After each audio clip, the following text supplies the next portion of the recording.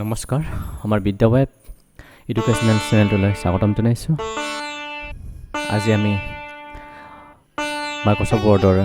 এটা ক্লাছ কৰিবলৈ গৈ আছোঁ। আশা কৰোঁ তোমালোকে গোটেই ভিডিঅ'টো স্কিপ নকৰাকৈ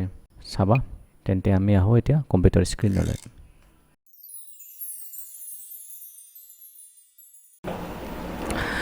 হয়, আজি আন এটা নতুন ক্লাছ কৰিবলৈ গৈ আছোঁ। আজি আমি টেবুল এটা কেনেকৈ আঁকিব পাৰোঁ সেই বিষয়ে আমি আলোচনা কৰিব গৈ আছোঁ। টেবুল আঁকিবৰ কাৰণে আমি প্ৰথমে যাব লাগিব ইনচাৰ্ট, এইটো পেজ লেআউট, এইটো ইনচাৰ্টত যাব লাগিব। ইনচাৰ্টত যোৱাৰ পিছত টেবুল বুলি এটা তোমালোকে পাবা, টেব এটা পাবা, তাতে ক্লিক কৰিবা। তাৰপিছত এই টেবুল সাধাৰণতে আমি তিনি ধৰণে ড্ৰ কৰিব পাৰোঁ। এই ইনচাৰ্ট টেবুলত এই যিবিলাক চেলকেইটা আছে, চেলকেইটা ক্লিক কৰি দিলে আমি টেবুলটো পাওঁ। এইটো 1 নম্বৰ মেথড। তাৰপিছত 2 নম্বৰ মেথডত আমি পাম ইনচাৰ্টত গ'লা, তাৰপিছত আকৌ টেবুলত গ'লা, তাৰপিছত আকৌ ইনচাৰ্ট টেবুল কোৱাৰ লগে লগে এইটো আহিব। ইয়াতে তোমালোকে নাম্বাৰ কলমছ ভৰাব লাগিব, অৰ্থাৎ থিয়কৈ কেইটা শাৰী লাগিব সেইটো ভৰাব লাগিব, আৰু নাম্বাৰ অফ ৰছ অৰ্থাৎ পথালিকৈ কেইটা শাৰী আমাক লাগিব আমি ইয়াতে ভৰাব লাগিব। ধৰা হ'ল আমাৰ এইটোৰ দৰে এটা টেবুল আঁকিব খুজিছোঁ, তেতিয়া আমি কি কৰিম 1 2 3 4 5 7টা লাগিব। 7টা হ'লে আমাৰ কি হ'ব, ইয়াতে 7 দি দিলে হ'ল, 7 দি দিবা। তাৰপিছত পথালি শাৰী ধৰ সাপোজ 4টা লাগে, তেতিয়া আমি 4টা দি দিলে হ'ল। আমি ইয়াতে ওপৰতো এইটো আপ ডাউন কৰিব পাৰোঁ এইটো। তাৰপিছত দিলোঁ অ'কে ক্লিক কৰি দিলোঁ, লগে লগে টেবুলটো পালোঁ। আৰু আন এটি মেথড 3 নম্বৰ মেথড হ'ল, সেইটো হ'ল ইনচাৰ্টত যাবা, ইনচাৰ্টত যোৱাৰ পিছত টেবুললৈ যাবা, টেবুলত যোৱাৰ পিছত ড্ৰ টেবুল কোৱাৰ লগে লগে তোমালোকে পেঞ্চিল এডাল পাবা। ইয়াৰে তোমালোকে টেবুল এটা আঁকিব পাৰা, এইদৰে টেবুল এটা আঁকিব পাৰা। তোমালোকে দ্বিতীয় মেথড যিটো আছে, দ্বিতীয় পদ্ধতি, সেইটোৰে তোমালোকে টেবুল আঁকিবা। প্ৰথম আৰু তৃতীয় যিটো মেথড আছে সেইকেইটা পদ্ধতিৰে তোমালোকে টেবুল আঁকিলে কিছুমান ক্ষেত্ৰত ব্যৱহাৰিক দিশত 2-এটা অসুবিধা হোৱা মই দেখিছোঁ। সেয়ে মই তোমালোকক দ্বিতীয় নিয়মটো অৰ্থাৎ ইনচাৰ্ট যাবা, টেবুল যাবা, তাৰপিছত ইনচাৰ্ট টেবুল, তাৰপিছত নাম্বাৰ অফ কলমছ সংখ্যা বঢ়াই দিবা, তাৰপিছত নাম্বাৰ অফ ৰ সংখ্যা বঢ়াই তোমালোকে অ'কে যিটো কৰিবলৈ সেইটো মেথড তোমালোকে ব্যৱহাৰ কৰিবা। এতিয়াও আমি টেবুলৰ ৰিবন দুটা হ'ল ডিজাইন আৰু লেআউট। এইটো ডিজাইন।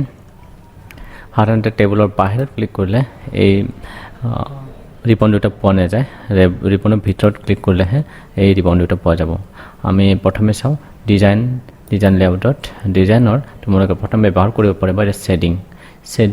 শ্বেডিঙত তোমালোকে চেল এটা নতুবা এটা তোমাক কালাৰ দিব পাৰা। এই চোৱা, এইটো দিলোঁ, চিলেক্ট কৰিলোঁ, মই শ্বেডিঙত গ'লোঁ, যিকোনো কালাৰ এটা দি দিলোঁ, সেইদৰে এইফালে টেবুলটোৰ কলম এটা চিলেক্ট কৰিলোঁ, মই ইয়াতে শ্বেডিঙত গৈ কালাৰ এটা চিলেক্ট কৰিলোঁ। সেইদৰে আছে বৰ্ডাৰবিলাক। আমি বৰ্ডাৰ কিছুমান নোহোৱাও কৰিব পাৰোঁ, হোৱাও কৰিব পাৰোঁ। চাব অল বৰ্ডাৰ, ন' বৰ্ডাৰ বুলি যদি মই চিলেক্ট কৰি দিম, গোটেই টেবুলটো চিলেক্ট কৰি যেতিয়া মই ন' বৰ্ডাৰ কৰিম, ইয়াতে টেবুলটো ক্লিক কৰিছোঁ, তাৰপিছত ইয়াতে ক্লিক কৰি ন' বৰ্ডাৰ দিছোঁ, বৰ্ডাৰ নোহোৱা হৈ গ'ল, বৰ্ডাৰ নাই, কিন্তু টেবুলটো আছে। মই আকৌ এইখিনিতে ক্লিক কৰিছোঁ, এইখিনি ক্লিক কৰি বৰ্ডাৰটো অল বৰ্ডাৰ দিলোঁ, বৰ্ডাৰকেইটা আহি গ'ল। এতিয়া চা, এই বৰ্ডাৰটো আমাৰ অলপ বেলেগকৈ আছে, কাৰণ আমি ইয়াত বৰ্ডাৰটো চেঞ্জ কৰি থৈছিলোঁ। আমি ইয়াতে বৰ্ডাৰ কালাৰটো, বৰ্ডাৰৰ যিটো ডিজাইনটো, ষ্টাইলটো আমি চেঞ্জ কৰিব পাৰোঁ। এতিয়া চাব, এতিয়া বৰ্ডাৰটো এইটো চিলেক্ট কৰিলোঁ, মই আকৌ কি কৰিলোঁ, টেবুলটো অফ কৰিছোঁ, তাৰপিছত মই গোটেই টেবুলটো চিলেক্ট কৰিছোঁ, তাৰপিছত আকৌ বৰ্ডাৰত গৈ ন' বৰ্ডাৰ কৰিলোঁ, আকৌ এবাৰ গৈ মই কি কৰিলোঁ, অল বৰ্ডাৰ কৰি দিলোঁ। এতিয়া চাওঁ, এইটো এনেকুৱা বৰ্ডাৰটো পোৱা গ'ল। অৰ্থাৎ আমি কি কৰিব পাৰোঁ বৰ্ডাৰ ইয়াতে কালাৰটো চেঞ্জ কৰিব পাৰোঁ মানে ডিজাইনটো চেঞ্জ কৰিব পাৰোঁ বৰ্ডাৰবিলাকৰ ইয়াতে ক্লিক কৰাৰ লগে লগে আমাৰ এইটো ড্ৰ টেবলটো এক্টিভ হৈ যায় পেঞ্চিলডাল ইয়াতে আমি ক্লিক কৰি আমি চেঞ্জ কৰিব পাৰোঁ বা এনেকৈ আঁকি দিব পাৰোঁ হ'ব আৰু যদি বেলেগ ধৰণে লাগে আকৌ ইয়াতে গৈ ইয়াতে ক্লিক কৰি সেইটো এনেকুৱা আকৌ কৰি দিলে সেই বেলেগ এটা আহি যাব এতিয়া চাওঁ এই পেন কালাৰ ইয়াৰ কামটো কি আমি চাওঁ ইয়াৰ কামটো হ'ল আমাৰ যিটো বৰ্ডাৰ কালাৰটো আমি চিলেক্ট কৰিব পাৰোঁ চাওঁ বৰ্ডাৰ কালাৰ মোক ধৰা হ'ল নীলা লাগে বা ৰঙা লাগে তাৰ ৰঙা চিলেক্ট কৰিলোঁ এতিয়া মই পেন টুলটোৰ হয় ড্ৰ টেবুলৰ যিটো পেঞ্চিলটো আছে এতিয়া হয় মই আঁকি দিলোঁ এইটো আঁকি দিলোঁ এতিয়া ৰঙা হ'ল এতিয়া থিকনেছটো কম কৰাটো মই ধৰিব পৰা নাই মই থিকনেছটো আকৌ ইয়াতে বঢ়াই দিছোঁ ইয়াত থিকনেছ বঢ়াব পাৰে এতিয়া 3 পইণ্ট লৈছোঁ মই এতিয়া ক্লিক কৰিছোঁ সেইটো এইদৰে আঁকিব পাৰোঁ আমি এইটো তাৰপিছত আহিলে আমাৰ এইটো ইৰেজাৰটো হ'ল তোমাৰ এইটো টেবুলৰ বিভিন্ন অংশ আমি মচিব পাৰোঁ এইদৰে টেবুল মচি দিব পাৰোঁ এইদৰে গ্ৰীণ কালাৰখিনি মচি দিলোঁ এইদৰে মচি দিব পাৰোঁ এইটো মই কণ্ট্ৰল জেড কৰিছোঁ আকৌ টেবুলটো আনিব বিচাৰিছোঁ এইটো আনি টেবুলটো কণ্ট্ৰল জেড মাৰি মই টেবুলটো পুনৰ আনিছোঁ ডিজাইনৰ তোমালোকে গম পালা ডিজাইনৰ আন এটা অংশ হ'ল এইখিনি এটা চাওঁ তোমালোকে এইটো ডিজাইন আছে এইবোৰ বিভিন্ন ডিজাইন তুমি যোনটো পচন্দ কৰা সেইটো ক্লিক কৰি দিলে হয় এইটো ডিজাইন কি আছে বৰ্ডাৰবিলাক কালাৰ নাই আৰু ওপৰত টপত আৰু লেফ্টত তোমাৰ ব্লু কালাৰ দিয়া আছে এইটো ক্লিক কৰিলে তোমাৰ এইটো ধৰণৰ ডিজাইনৰ ষ্টাইলৰ এটা টেবুল পাবা আমি ইয়াৰ পিছত আমি শিকিম লেআউট টেবুলটো লেআউট যেটো ৰিবন আছে লেআউট ৰিবনত বহুকেইটা অপশ্যন আছে আমি এটা এটাকৈ আমি শিকিম হওক পোনপ্ৰথমে আমি পাম ডিলিট পাম বাটনটো পাম ডিলিট বাটন চাব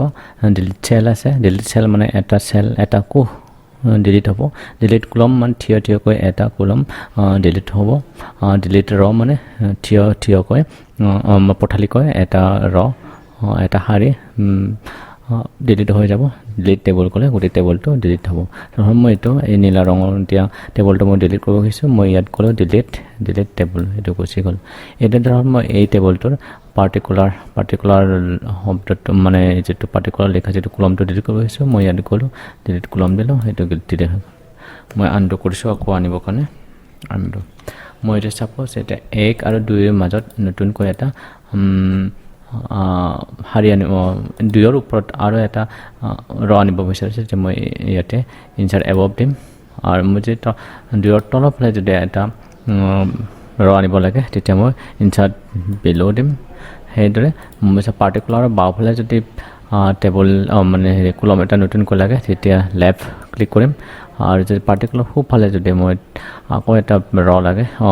ৰ নহয় এইটো কলম যদি লাগে তেতিয়া মই ইনচাৰ্ট ৰাইট বুলি ক্লিক কৰিম সেইদৰে তোমালোকে পাবা এইটো মাৰ্জ আৰু স্প্লিট চেলছ স্প্লিট টেবুল এইটো মাৰ্জ চেলছ মানে একাধিক ৰ আমি একাধিক চেল একলগ কৰি এটা চেল বনাব পাৰোঁ তেনেহ'লে আমি পাৰ্টিকুলাৰ এইটো চোৱা এইটো পাৰ্টিকুলাৰ আৰু এই ব্লেংকটো আৰু এইটো পাৰ্টিকুলাৰ লিখা চেল দুটা আমি লগ কৰিব বিচাৰিছোঁ তেতিয়া মই চিলেক্ট কৰিলোঁ এইটো এক্টিভ হৈ গ'ল মাৰ্জ কৰিলোঁ এইটো মাৰ্জ হৈ গ'ল সেইদৰে যদি মই এইটো চাব এই ব্লেংক চেলটো মই দুটা একাধিক চেলত মই বিভক্ত কৰিব খুজিছোঁ তেতিয়া মই এটা স্প্লিট চেলছ ইয়াত ক্লিক কৰিলোঁ এতিয়া কেইটা এতিয়া চোৱা ইয়াতে নাম্বাৰ কলম দিছে মানে কেইটা মই কলমত এইটো বিভক্ত কৰিব খুজিছোঁ আৰু নাম কেইটা ৰ বিভক্ত কৰিব খুজিছোঁ ইয়াতে দিব লাগিব চহৰ মই দুটা কলম আৰু দুটা ৰ দিব খুজিছোঁ মই এই 2 বহাই দিলোঁ তাৰপিছত অ'কে কৰিলোঁ এইটো 4টা আহি গ'ল তাৰপিছত আহিলে স্প্লিট টেবুল কেতিয়াবা টেবুলবোৰ বিভক্ত কৰিব লগা হয় দীঘল টেবুল কিছুমান বিভক্ত কৰিব হয় তেতিয়া আমি কি কৰিব পাৰোঁ স্প্লিট টেবুল বোলে এইটো ক্লিক কৰিব স্প্লিট টেবুল ক্লিক কৰিলোঁ চাব ইয়াতে ভাঙি যাব টেবুলটো এইটো ওপৰত এটা টেবুল হ'ল তলত এটা টেবুল হ'ল এতিয়া এইটো আছে অটোফিট আমাৰ অটোফিট 3টা অপশ্যন আছে এটা অটোফিট কণ্টেণ্টছ মানে যিখিনি লিখা আছে সেইখিনিলৈকে টেবুলটো থাকিব যিখিনিলৈকে লিখা নাই সেইখিনি নোহোৱা হৈ যাব আৰু মানে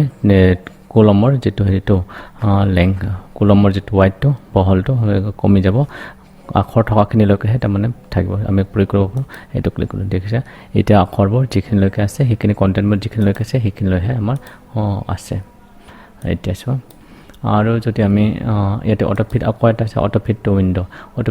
উইণ্ডোটো যিমান হেৰি হয় বহল সিমানলৈকে এইটো বহলি যায় নিজে অট'মেটিক সেইটো আছে অটোফিট ফিক্স কলম ৱাইড এইটো হ'ল তাৰমানে আমাৰ নিৰ্দিষ্ট জোখত কি হ'ব আমাৰ টেবুলটো থাকিব দৰকাৰ হ'লে ৰৰ হাইটটো বাঢ়ি যাব সেইটো অটোফিটটো কলম ৱাইড দিলোঁ সেইটো ফিক্স হৈ থাকিব আমি ইয়াতে কিবা লিখিলে যিমানে দীঘল নিলিখোঁ কিয় সেই তললৈহে বাঢ়ি যাব বাওঁফালে বা সোঁফালে নাবাঢ়ে সেইদৰে এইফালে চাওঁ এতিয়া আছে হাইট এইটো আছে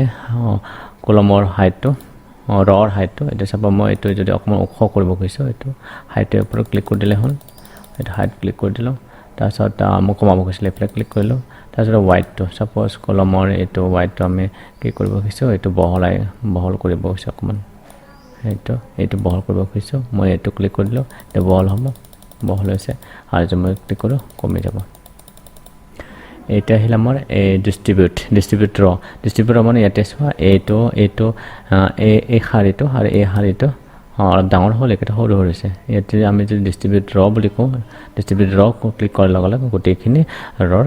মানে উচ্চতাটো সমান হৈ পৰিব চ' ক্লিক কৰিছোঁ সমান হৈ গ'ল সেই আন এটা হ'ল ডিষ্ট্ৰিবিউট কলম এই ডিষ্ট্ৰিবিউট কলমটো হ'ল আমাৰ কলমবিলাকৰ যিটো বহল যিটো আছে বহলটো সমান ব্ৰেডটো সমান কৰি দিব চ' ডিষ্ট্ৰিবিউট কলমছ এইটো সমান বহল হ'ল হৈছে সমান বহল হৈ গৈছে এতিয়া আহিলে আমাৰ এইখিনি বৰ দৰকাৰী বস্তু এইখিনি প্ৰায় সকলো সময়তে দৰকাৰ হয় এইখিনি হ'ল এলাইনমেণ্ট টেক্সটৰ এলাইনমেণ্টখিনি চোৱা এইটো বৰ্তমান আমাৰ চেণ্টাৰ এলাইন হৈ আছে আমি যদি টপত দিওঁ এইটো টপ ফালে যাব টপ চেণ্টাৰ হ'ব এইটো বটম চেণ্টাৰ হ'ব এইটো লেফ্ট চেণ্টাৰ এইটো ৰাইট চেণ্টাৰ এইটো লেফ্ট টপ হ'ব আৰু এইটো ৰাইট ডাউন হ'ব বিলো তাৰপিছত এইটো লেফ্ট থাকিব এইটো ৰাইটত থাকিব গতিকে আমি যিকোনো এইবোৰ হেডিংবোৰ সাধাৰণতে কি কৰিব লাগে আমাৰ এইবোৰ আমি চেণ্টাৰ এলাইন কৰি থ'ব লাগে সেইটো আমাৰ আৰু এটা আছে কি এইটো টেক্সট ডাইৰেকশ্যন আছে টেক্সট ডাইৰেকশ্যনটো তোমালোকে এনেকুৱা 90 ডিগ্ৰীত ঘূৰাই ল'ব পাৰা সেইটো চাওঁ এইদৰে 90 ডিগ্ৰীত ক্লিক কৰিলে 90 ডিগ্ৰীত ঘূৰি যাব প্ৰয়োজন নহ'লে তোমালোকে সেইটো কৰিব লাগিব চাপ'জ এইটো মই এনেকৈ কৰি দিলোঁ এইটো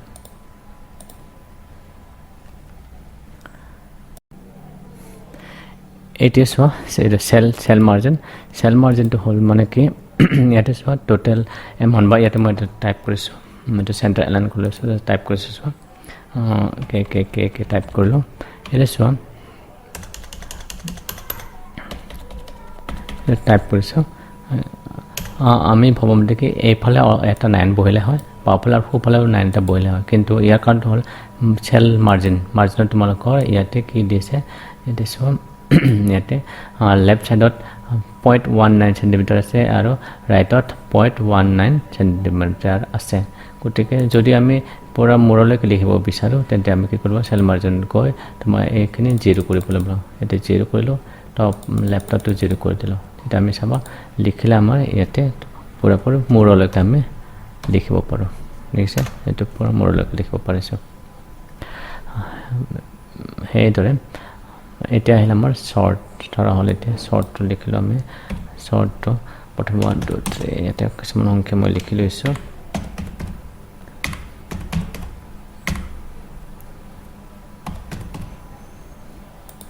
এইটো লিখি লৈছোঁ এতিয়া শ্বৰ্টৰ কাম হ'ল আমাৰ একাধিক্ৰমে সজাবৰ কাৰণে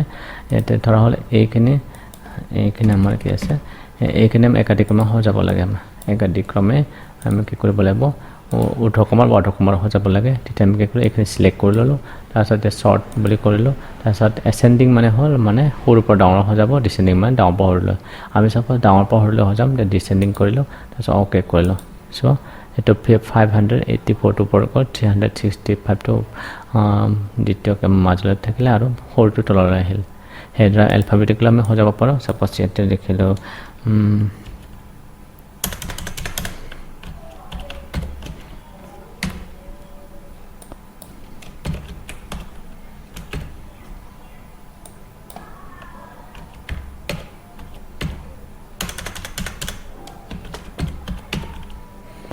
অবিনাশ এই চোৱা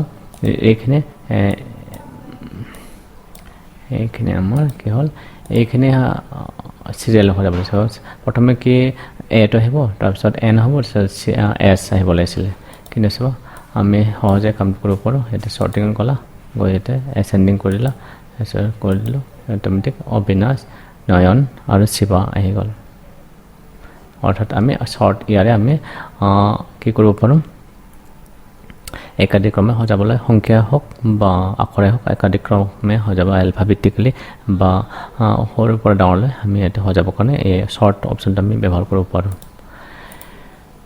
আশা কৰিছোঁ তোমালোকে বুজি পাইছা যদি ভাল লাগিছে আকৌ নতুন ভিডিঅ' যদি চাব বিচাৰিছে তেন্তে চেনেলটো ছাবস্ক্ৰাইব কৰিবা আৰু শ্বেয়াৰো কৰিবা